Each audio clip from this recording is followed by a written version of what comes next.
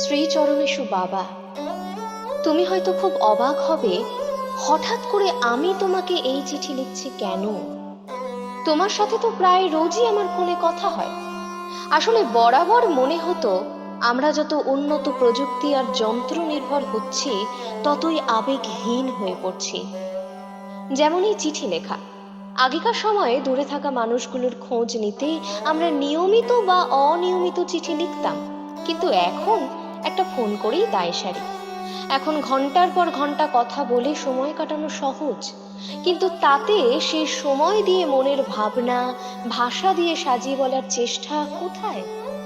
সেই চিঠির উত্তরে চিঠি পাবার অপেক্ষা কই? সে যাই হোক, তুমি নিশ্চয়ই জানো শহর কলকাতা এখন প্রতিবাদের ভাষা পৌঁছে দিচ্ছে শহর ছাড়িয়ে দূর দূরান্তে, রাজ্য পেরিয়ে দেশ, দেশের সীমানা ছাড়িয়ে বিদেশের মাটিতে। আবাল বৃদ্ধ বনিতা হোক বা সাধারণ খেটে খাওয়া মানুষ থেকে উচ্চবিত্ত মানুষজন, সকলে মিলে সোচ্চার হয়েছেন বিচার চাই, তবেই তারা ক্ষান্ত হবেন। কিন্তু খুব অবাক লাগে জানো, যখন এত প্রতিবাদের পরেও বিচার মেলেনি এখনো। কি প্রমাণের চেষ্টা চলছে জানি না বাবা। অপরাধ যখন হয়েছে অপরাধীও নিশ্চয়ই কেউ আছে, তবে কবে হবে তার শাস্তি? আগে আমি খুব ছোট ছিলাম, তাই হয়তো বুঝিনি বা মনে নেই, কিন্তু এখন যখন কিছুটা বড় হয়ে শুনছি এরকম ঘটনা আমাদের দেশের বুকে প্রথম নয়, আগেও ঘটেছে অনেক।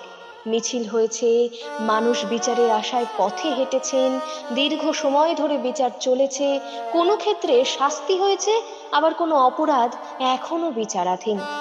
কিন্তু প্রশ্ন শুধু একটাই, এরকম অপরাধ করলে শাস্তি হয় জেনেও একই অপরাধ সমাজের বুকে ঘুরে ফিরে কেন হয় বারবার? এই যে ধীরে ধীরে মানুষ বিবিধ ক্ষেত্রে উন্নতি করছেন, তবু দিন শেষে নিরাপত্তাহীনতায় কেন ভুগতে হচ্ছে? আমি খবরের কাগজে পড়েছি, ছবি দেখেছি, কি নির্মম, কি নিদারুণ ছবি সেসব। কি নিষ্ঠুর সেই চরম অপরাধ, যেখানে মানুষকে মানুষ ভাবা হয় না, তার চিৎকার, তার ব্যথা, যন্ত্রণা, অসহায়তা সব কিছু উপেক্ষিত। বাবা, মানুষ তো ঈশ্বরের সৃষ্ট শ্রেষ্ঠ জীব, তার মানও আছে, হুঁশও আছে, তবু কেন তার মধ্যে এই পশু হবার প্রবৃত্তি? রক্তাক্ত হয়ে যখন আক্রান্ত মানুষটা পড়ে থাকে, সেই রক্ত, সেই ক্ষত, সে তো শুধু তার শরীরে নয়, এই ক্ষত তো মানবিকতায়, সমাজের বুকে দগদগে ক্ষত। এত রক্ত কেন বাবা? কি মুছবে এই রক্তের দাগ? এখানে অপরাধী পুরুষ আর আক্রান্ত এক নারী, কোথাও হয়তো উল্টোটা, কিন্তু বিষয়টা হলো মানুষ হয়ে মানুষের যন্ত্রণা মানুষ বুঝবে না?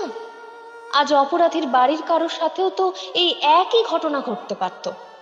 আজ যাদের উপর বিচারের ভার, যারা সমাজে তথাকথিত ক্ষমতায় আছেন, তাদের প্রিয়জনের সাথে ঘটতেই পারত। তারা কি তখনও এরকম চুপ থাকতেন? খবরের কাগজের পাতায় নিহতা দিদির বাবার ছবি দেখলাম, তোমার মুখটা মনে পড়ল বাবা। ওই অসহায় মেয়েটির ছবি দেখে তোমারও কি আমার কথা মনে পড়ছিল বাবা? তুমি আমার বাবা, আমার ত্রাতা। ইতিহাসেও পড়েছি বহু বীর এগিয়ে এসেছেন নারীর সম্মান রক্ষায়, তারা মৃত্যুবরণ করতেও পিছপা হননি। মহাভারতে দুঃশাসন যেমন আছেন, তেমন আছেন কৃষ্ণ। কিন্তু সময় বদলেছে, শুধু কৃষ্ণের ভরসায় নিজের নিরাপত্তা খুঁজতে যাওয়ার সময় এটা নয়। নিজের সুরক্ষা নিশ্চিত করতে নিজেকেই প্রস্তুত হতে হবে। আমি আর মা ঠিক করেছি, আমার ভাই প্রতুলকে আমরা নারীর সম্মান করতে শেখাবো, নারীর রক্ষা করার দায়িত্ব দেব।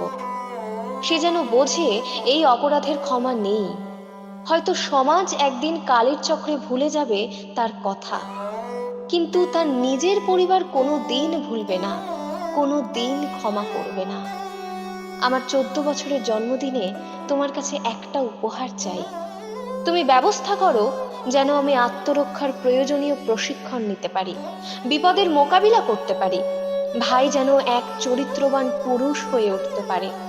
মা বলেছেন, যদি প্রয়োজন হয় আমি আর মাও প্রতিবাদ করতে সামনের সারিতে যোগ দেব। তোমার সমর্থন চাই। আমি জানি প্রতিবারের মতো তুমি নিশ্চয়ই তোমার মিতুলের আবদার রাখবে। ভালো থেকো বাবা। ইতি, তোমার স্নেহের মিতুল।